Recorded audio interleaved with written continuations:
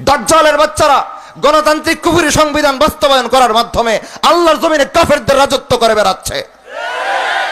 আমাদের শিথিলতার কারণে, আমাদের ঈমানের দুর্বলতার কারণে। আমার নবী যেই শিক্ষা দিয়েছিলেন সেই শিক্ষা আমি রাষ্ট্র পর্যন্ত নিতে পারি না। আমার রব যেই শিক্ষা আমাকে দিয়েছিলেন সেই শিক্ষা আমি রাষ্ট্র পর্যন্ত নিতে পারি না। দুর্বল ঈমান নিয়া কেউ ঘরের কুঠুরিতে কুণ্ঠাসা হয়ে বসে থাকি, দুর্বল ঈমান নিয়া কেউ মাদ্রাসার বিল্ডিং এর ভিতরে কুণ্ঠাসা হয়ে বসে থাকি, দুর্বল ঈমান নিয়া কেউ মসজিদের সীমানার ভিতরে কুণ্ঠাসা হয়ে বসে থাকি, দুর্বল ঈমান নিয়া কেউ মুখ গোপন করে করে চলাফেরা করি। 90% মুসলমানের দেশ, প্রত্যেকটা মুসলমানের ঈমানি দাবি ছিল রাষ্ট্র ক্ষমতা ইসলাম প্রতিষ্ঠা ছাড়া আমরা এই দেশে বাঁচতে চাই না। সেই জায়গায় প্রত্যেকটা মুসলমান মাথার উপরে গণতন্ত্রের প্রকাশ্য কুফর চাপায় দেয়া ঈমানকে জবাই দিয়া বসে আছে।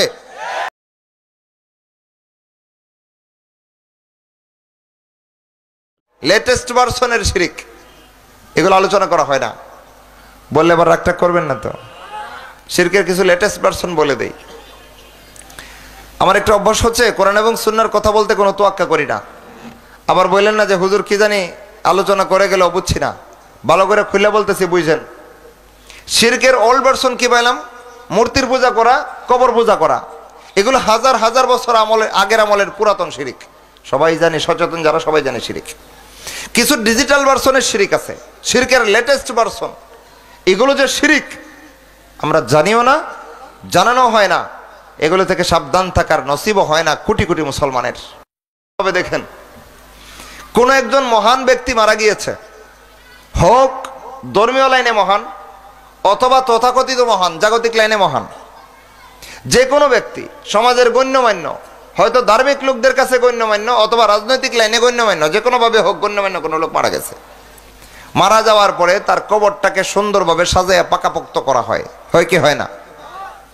ভালো কথা, কবর পাকা করছে, কুসংস্কার করছে, শিরিক এটা না। কিন্তু এতটুকু পর্যন্ত মান্য নিলাম যে এটা শিরিক না, কুসংস্কারাচ্ছন্ন কর্মকাণ্ড করছে। কইরাই শেষ না, এখানে কইরা যদি শেষ হইতো আমরা বলতাম যে একটা কুসংস্কার করা হয়েছে। ইসলামে কবর পাকা করে যত্ন করার কোনো সিস্টেম শিক্ষা দেওয়া হয়নি, ফাঁকা করছে। কিন্তু এতটুকুতে ক্ষান্ত নয়, কি করে? এই লোক যেই বছর মারা গেছিল, প্রতি বছর এই দিনে বিশাল বড় ফুলের তুড়া বানায়া এটারে ওই লোকের কবরস্থানের সামনে, কবরের পাকার সামনে অথবা ওই লোকের নামে নির্মিত খাম্বার সামনে নিয়ে পেশ করে অনগত গোলামের মতো খুব বিনয়ের সাথে আদর সোহাগ করে নে ফুলের তোরা রাস্তা করে থয়া অনগত গোলামের মতো আমরা সলাতে আল্লাহর কাছে যেভাবে হাত বাইন্দা অনগত গোলামের মতো দাঁড়াই, এই শয়তানগুলো এমন কুশিক্ষা মুসলমানের সামনে আমদানি করেছে যে আজকে মুসলমানের বাচ্চারাও আল্লাহর সামনে যেইভাবে বিনয় অবনত হয়ে হাত নাভির উপরে বেঁধে বিনয়ের সাথে আল্লাহর সামনে দাঁড়ানোর যে শিক্ষা আমরা পেয়েছিলাম, এই শিক্ষার হুবহু রূপটা কবরের সামনে গিয়ে প্রদর্শন করে। এবার বলেন, মাথা আল্লাহর কাছে ঝুঁকাইলে ঈমান, আর আল্লাহ ছাড়া অন্য কারো সামনে ঝুঁকাইলে শিরিক। মাথা আল্লাহকে ঝুঁকাই, আল্লাহর সামনে ঝুঁকাইলে ঈমান, আর আল্লাহ ছাড়া অন্য কারো সামনে মাথা ঝুঁকাইলে শিরিক। মুমিন একমাত্র মাথা ঝুঁকাইতে শিখেছে আল্লাহর কাছে, আল্লাহ ছাড়া আর কারো সামনে মুমিন রুকুও করবে না, সেজদাও করবে না, মাথাও ঝুঁকাবে না। সম্মান দেখাইতে হয়, ইসলাম যেইভাবে সম্মান দেখাইতে শিক্ষা দিয়েছে জাস্ট এইভাবে সম্মান দিবে। অন্য কোনোভাবে ইসলামের বিধিমানা লঙ্ঘন করে কোনো মুসলমান কাউকে সম্মান দেখাইতে যাবে না। এটাই হচ্ছে ইসলামের মূল শিক্ষা। কিন্তু আজকে লক্ষ লক্ষ কোটি কোটি মুসলমানের বাংলাদেশ, এই দেশে হাজার হাজার শিক্ষা প্রতিষ্ঠান তৈরি করা কোটি কোটি মুসলমানের ছেলে মেয়েদেরকে বেঈমান বানানো হচ্ছে এই লেটেস্ট ভার্সনের শিরকের মাধ্যমে।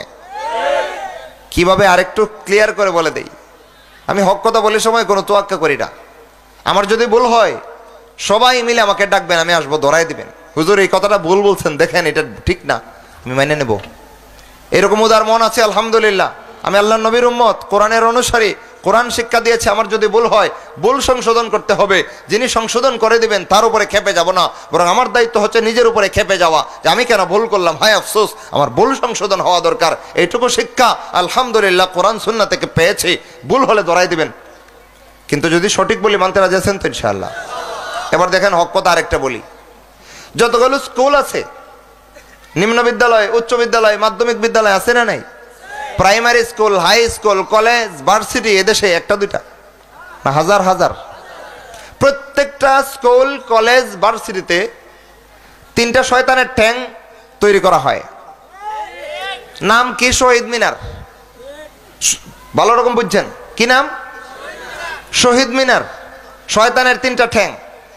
সারা বছর, প্রতিটা বছর ফেব্রুয়ারি মাসের কোন একটা দিন আসলে ওইখানে ফুলের তোড়া দিয়া আপনার আমার মুমিনদের ছেলে মেয়েগুলো, ইমানদার মুসলমানের বাচ্চাগুলো সেইখানে ফুলের তোড়া নিয়া 3টা খাম্বার ঠ্যাঙ্গের মধ্যে রেখে ওই আগের দৃশ্যটা নামাজে আমরা যেভাবে আল্লাহর কাছে সুন্দর করে অবনত হয়ে অনুগত গোলামের মতো হাতটা এখানে দইরা দাঁড়ায়, সেই কুশিক্ষা আল্লাহর বান্দাদেরকে বেঈমান বানানোর মাধ্যমে প্রদর্শন করা হয় সমস্ত খাম্বার সামনে।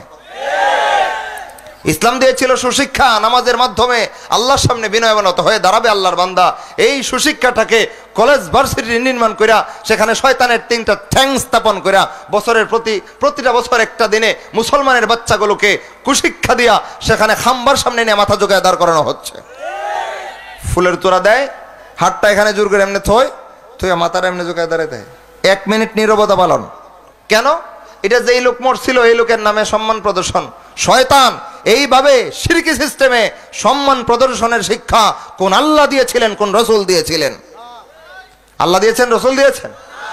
আব্রাহাম লিঙ্কন দাজ্জাল, জামহুরিয়া বা ডেমোক্রেসির জনক আব্রাহাম লিঙ্কন দাজ্জাল, আমেরিকার এককালের প্রেসিডেন্ট শয়তান।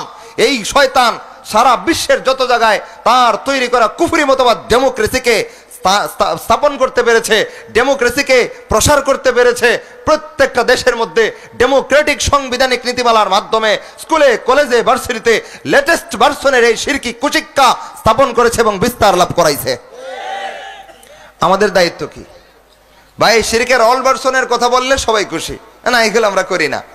লেটেস্ট ভার্সনের শিরকে আপনার আমার ছেলেটার মেয়েটা স্কুলে, কলেজে, ভার্সিটিতে পড়ার মাধ্যমে ইমান জবাই করে আসতেছে, আপনার আবার খবর নাই।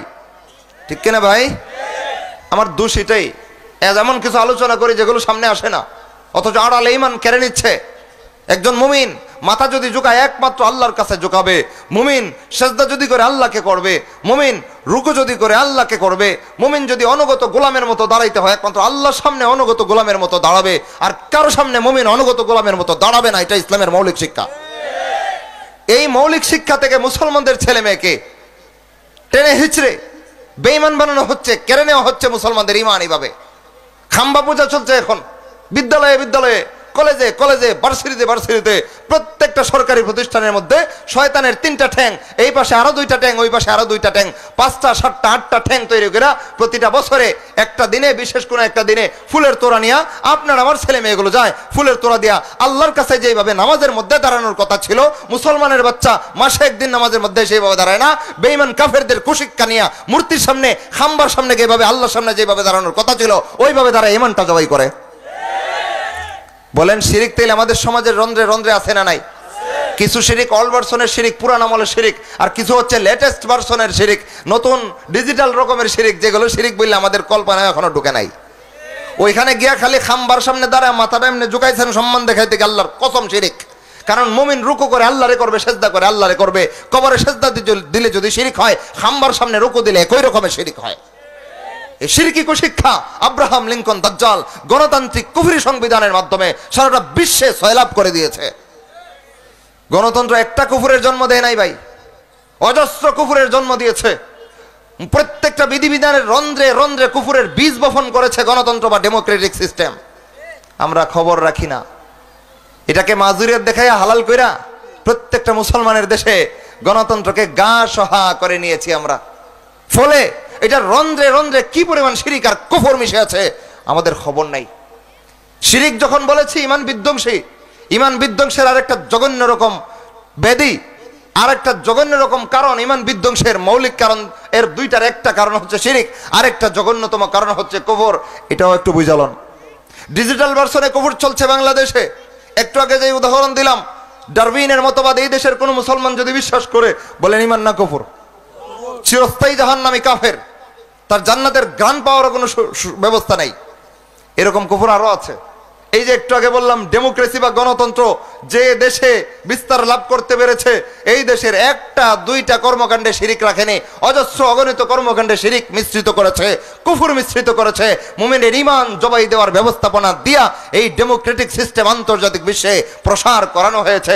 এর একটা টাটকা উদাহরণ দিই কুফরের ডেমোক্রেটিক সিস্টেমে, যেটা আপনার আমার দেশে বিদ্যমান। ফাঁসির দণ্ডাদেশ প্রাপ্ত আসামি বুঝেন? এবার শিরিকের উদাহরণ না, কুফুরের উদাহরণ। এটা ইমান বিধ্বংসের আরেকটা জঘন্য কারণ, কুফর। ফাঁসির দণ্ডাদেশ প্রাপ্ত আসামি আদালতে নেওয়া হয়েছে। শেষ পর্যন্ত প্রধান বিচারপতি ঘোষণা দিয়েছে আগামী মাসের অত তারিখে এই আসামিকে ফাঁসি দেওয়া হবে। খেয়াল করেন, ডেমোক্রেটিক সিস্টেম, গণতান্ত্রিক নীতিমালায় এই প্রক্রিয়াগুলো হয় কি হয় না আমাদের দেশে? প্রত্যেকটা আদালতে এই প্রক্রিয়ায় বিচার কার্য পরিচালনা করা হয়। লক্ষ্য রাখেন, ফাঁসির দণ্ডাদেশ প্রাপ্ত আসামি প্রধান বিচারপতি বা তার ফাঁসির ঘোষণা করেছে আগামী মাসের অমুক তারিখ।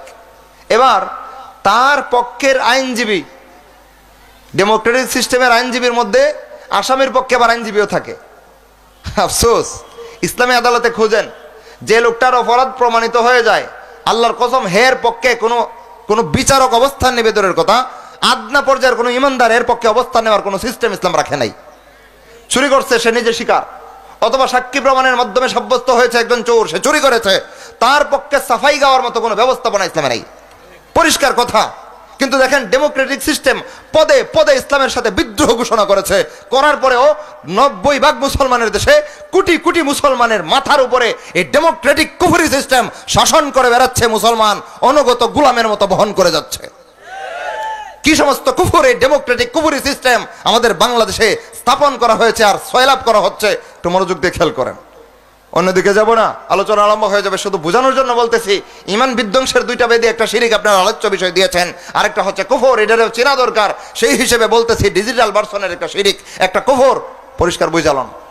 ফাঁসির দণ্ডাদেশ প্রাপ্ত আসামি, প্রমাণ হয়ে গেছে সে ফাঁসির দণ্ডাদেশ প্রাপ্ত আসামি, অপরাধী প্রমাণ হয়ে গেছে। তারপরও তার পক্ষে একজন আইনজীবী, তাকে কি তাকে না? বলেন, এটা ইসলামের সিস্টেম না কুফরি সিস্টেম? কুফরি সিস্টেম। হের পক্ষের আইনজীবী হেরাইয়া কয়, দেখো আমাদের আদালতে একটা নীতিমালা আছে। কি নীতিমালা? কয় যারে ফাঁসির দণ্ড ঘোষণা করা হবে সে কোনো রকম প্রাণ বাঁচানোর জন্য সর্বশেষ পয়েন্ট তার কাছে একটা থাকে, এটা হচ্ছে প্রধান বিচারপতির কাছে প্রাণ ভিক্ষা চাইবে। খেয়াল করেন, অথবা রাষ্ট্রপতির কাছে কি করবে? প্রাণ ভিক্ষা চাইবে। এই সিস্টেম এদেশে আছে না নাই? বিগত ইতিহাসে আমার চোখে দেখা এমন বহু ঘটনা আছে, পত্রিকার পেপার কাটিং এখন আমার কাছে বিদ্যমান আছে। ফাঁসি দেওয়া হয়েছে, একদিন আগে গিয়ে বলা হচ্ছে তুমি প্রাণ ভিক্ষা চাও রাষ্ট্রপতির কাছে, যদি রাষ্ট্রপতি মাফ করে দেয় হয়তোবা তোমার সাজা মওকুফ হয়ে যাবে, ফাঁসি থেকে বাইচা যাইবা। একটু মৌলিকভাবে খেয়াল করেন, জীবন মৃত্যুর একমাত্র মালিককে? আল্লাহ রাব্বুল আলামিন বলেন, কুল, তুমি বলো, ইন্না সলাতি, নিশ্চয় আমার নামাজ, এরপরে ওয়া নুসুকি, আমার কোরবানি, ওয়া মাহইয়াই, আমার জীবিত হওয়া, ওয়া মামাতি, আমার মৃত্যুবরণ করা, সব লিল্লাহি রাব্বিল আলামিন, একমাত্র আল্লাহর জন্য। কার জন্য ভাই? আমার সালাত, আমার কোরবানি, আমার নামাজ, আমার জীবন, আমার মৃত্যু, সবকিছু কার জন্য? একমাত্র আল্লাহর জন্য। তার জীবন মৃত্যুর মালিককে? আল্লাহ রাব্বুল আলামিন। জীবন দিয়েছেন যিনি, জীবন ধ্বংস হবে তার কথায়, অন্য কারো কথায় নয়। সুতরাং প্রাণ ভিক্ষা যদি চাইতে হয় মালিকের কাছে যাইব। মালিক, আপনি তো বাঁচাইতে পারেন, এরা মারবার ফয়সালা নিছে, আমার যদি হায়াত বাকি থাকে তাকে মালিক আমারে বাঁচায় দেন। প্রাণ ভিক্ষা চাওয়ার জায়গা মুমিনের জন্য কেবলমাত্র একটা। কয়টা? একটা। তিনি কে? মহান আল্লাহ রাব্বুল আলামিন। সেই ঈমানি শিক্ষা থেকে, ইসলামের এই বলিষ্ঠ শিক্ষা থেকে 90% মুসলমানের দেশে ডেমোক্রেটিক কুফরি সিস্টেম বাস্তবায়ন করার মাধ্যমে আদালতে আদালতে একটা কুফরকে সয়লাভ করা হয়েছে। সেটা হচ্ছে ফাঁসির দণ্ডাদেশপ্রাপ্ত আসামিকে মরবার আগ মুহূর্তে ঈমানটাকে এইভাবে জবাই করে কাফের বানায় তাকে মারা হয়। হয় কি হয় না? এখন ফাঁসির দণ্ডাদেশপ্রাপ্ত আসামি বেচারার ভিতরে কি টেনশন, চিন্তা করছে আগামী মাসের অমুক তারিখের পরে আমি আর বাঁচতে পারবো না। আজ হায়, বাঁচার জন্য তো কিছু একটা করা দরকার। সেন্স ঠিক নাই, বিবেক ঠিক নাই, হুশ ঠিক নাই, তাড়াতাড়ি করে কি ফক্কের আইনজীবী এসে যে কুমন্ত্রণটা দিছে ঈমান জবাই করার, ওইটাই মাথায় ফাইতামে না লয়, লইয়া রাষ্ট্রপতির বরাবর প্রাণ ভিক্ষা চাইছি। এবার বলেন কি করছে? ঈমান না কুফর? প্রাণের মালিককে? মৃত্যুর মালিক যদি আল্লাহ হয়ে থাকেন, বাঁচানোর মালিক যদি আল্লাহ হয়ে থাকেন, জীবন ভিক্ষাটা যার কাছে চাইছে, জীবন ভিক্ষা চাওয়ার ক্ষেত্রে আল্লাহর সাথে সে রাষ্ট্রপতিরে কি বানাইছে? শরীক বানাইছে। এই দৃষ্টিকোণ থেকে শিরিক। আর জীবন দেওয়ার মালিক আল্লাহ, জীবন নেওয়ারও মালিক আল্লাহ, ওই বিধান লঙ্ঘন করেছে, সেখানে করেছে কুফর। তাহলে একটা কাজের মাধ্যমে ঈমান বিধ্বংসী দুইটা কাজ করলো। কয়টা কাজ করছে? একটা। কিন্তু ঈমান ধ্বংস হওয়ার দুটা উপায় এখানে বিদ্যমান। ঈমান ধ্বংস হওয়ার প্রথম কারণ শিরিক, এটাও পাওয়া যায়। ঈমান ধ্বংস হওয়ার দ্বিতীয় কারণ কুফর, এটাও এখানে পাওয়া যায়। শেষ পর্যন্ত রাষ্ট্রপতি তারে ক্ষমা করে না, কয় না, তোমার যে অপরাধ এটা মাফ করার পর্যায়ে বক্তরা আমি মাফ করতে পারলাম না, প্রাণ ভিক্ষা দিতে পারলাম না। কি একটা বাপ সাবলে কইতাছে, মনে হইতাছে যে হে প্রাণ দেওয়ার মালিক। দাজ্জালের বাচ্চারা গণতান্ত্রিক কুফরি সংবিধান বাস্তবায়ন করার মাধ্যমে আল্লাহর জমিনে কাফেরদের রাজত্ব করে বেড়াচ্ছে। আমাদের শিথিলতার কারণে, আমাদের ইমানের দুর্বলতার কারণে। আমার নবী যেই শিক্ষা দিয়েছিলেন সেই শিক্ষা আমি রাষ্ট্র পর্যন্ত নিতে পারি না। আমার রব যেই শিক্ষা আমাকে দিয়েছিলেন সেই শিক্ষা আমি রাষ্ট্র পর্যন্ত নিতে পারি না। দুর্বল ইমান নিয়া কেউ গড়ের কুঠুরিতে কুণ্ঠাসা হয়ে বসে থাকি, দুর্বল ইমান নিয়া কেউ মাদ্রাসার বিল্ডিং এর ভিতরে কুণ্ঠাসা হয়ে বসে থাকি, দুর্বল ইমান নিয়া কেউ মসজিদের সীমানার ভিতরে কুণ্ঠাসা হয়ে বসে থাকি, দুর্বল ইমান নিয়া কেউ মুখ গোপন করে করে চলাফেরা করি। 90% মুসলমানের দেশ, প্রত্যেকটা মুসলমানের ইমানি দাবি ছিল রাষ্ট্র ক্ষমতায় ইসলাম প্রতিষ্ঠা ছাড়া আমরা এই দেশে বাঁচতে চাই না। সেই জায়গায় প্রত্যেকটা মুসলমান মাথার উপরে গণতন্ত্রের প্রকাশ্য কবর চাপাইয়া দিয়া ইমানকে জবাই দিয়া বসে আছে। একটু জাগ্রত হন মুসলমান। ইসলাম গড়ের কুঠুরিতে বন্দী হওয়ার জন্য আসে নাই, ইসলাম মসজিদের ভিতরে সীমাবদ্ধ থাকার জন্য আসে নাই, ইসলাম মাদ্রাসার ভিতরে সীমাবদ্ধ থাকার জন্য আসে নাই। এটা বিশ্বজয়ী ধর্ম, এটা চিরস্থায়ী ধর্ম। নবী বিশ্ব নবী, চিরস্থায়ী নবী, নবীর পরে আর কেউ নবী হবে না। সুতরাং চিরস্থায়ী পৃথিবীর মানুষ যারা নবী মানতে চায় একমাত্র রাসূলকেই নবী মানতে হবে, মুহাম্মদ সাল্লাল্লাহু আলাইহি ওয়াসাল্লামকে নবী মানতে হবে। সেই হিসেবে নবুয়তের দাবিতে রাসূল চিরস্থায়ী নবী। রাসূলের পর আর কেউ নবুয়ত দাবি করেছে সে দাজ্জাল কাফের। সুতরাং নবী চিরস্থায়ী নবী, নবী বিশ্ব নবী, উম্মত বিশ্বজয়ী উম্মত, চিরস্থায়ী উম্মত। কিতাব আল্লাহর দেওয়া কিতাব কোরআন বিশ্বজয়ী কিতাব, চিরস্থায়ী কিতাব। এই কোরআন বিশ্বজয়ী, কোরআন চিরস্থায়ী, রসুল বিশ্বজয়ী, রসুল চিরস্থায়ী। আমরা মুসলমান জাতি চিরস্থায়ী জাতি, বিশ্বজয়ী জাতি। আমার ইসলাম কেন মসজিদে আর মাদ্রাসায় সীমাবদ্ধ থাকবে? আমার ইসলাম কেন ঘরের কুটুরিতে আর ব্যবসা প্রতিষ্ঠানে সীমাবদ্ধ থাকবে? আমার ইসলাম সারা বিশ্ব শাসন করবে। এই জন্য আল্লাহ ইসলামকে পৃথিবীতে পাঠিয়েছেন। কথাগুলো যদি মনে মনে ভাবেন জজবাই বলেছি, তাহলে দলিল বুঝালন।